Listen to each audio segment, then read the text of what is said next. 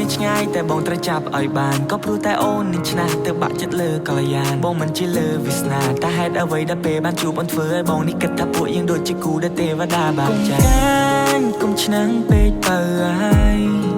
សម្រស់អូនឲ្យបងចាញ់បងក៏ញ៉ោះលេចព្រោះស្រឡាញ់ញ៉ោះលេចព្រោះតែខ្នាញ់នឹងអូនបងចង់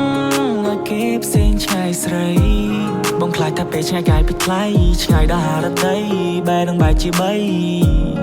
ហើយក៏បងត្រូវសោកទោះបីយ៉ាងឆ្នះបន្តិច and that the way she flex ហើយពេលដែលអូននឹងខឹងបែរដូរមក trying to fix and that the way you are អូនខុសពីគេទៅលើសម្រស់ហើយថែមទាំងចរិយា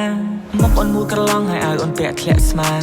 អូនសុភាពតែកាចឲ្យបងពិបាកនឹងថាអូនស្អាតជាងគេទាំងអស់នារីនៅឋានកណ្ដាលឬមិនមែនកូនមនុស្សអូនជាកូនទេវតាបងចង់តែនាំអូនចេញពីគេ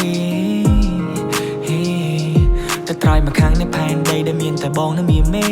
សាស្នេហ៍នៅកន្លែងដែលគ្មានអ្នកណារកឃើញទេ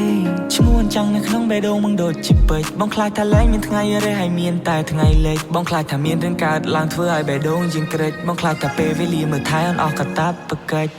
កាយនៅឆ្ងាយតែបងត្រូវចាប់ឲ្យបានក៏ព្រោះតែអូននឹងឆ្នះទៅបាក់ចិត្តលើកល្យានបងមិនជាលើវាសនាតែហេតុអ្វីដែលពេលបានជួបអូនធ្វើឲ្យបងនេះគិតថាពួកយើងដូចជាគូដែលទេវតាបានចែ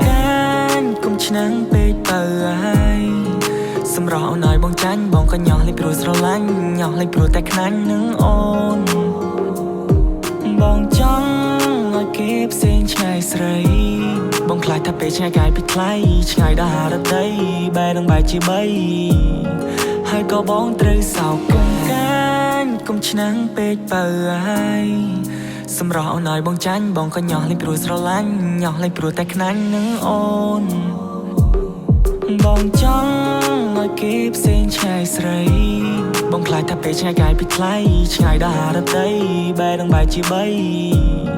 ហើយក៏បងត្រូវសោកកាយ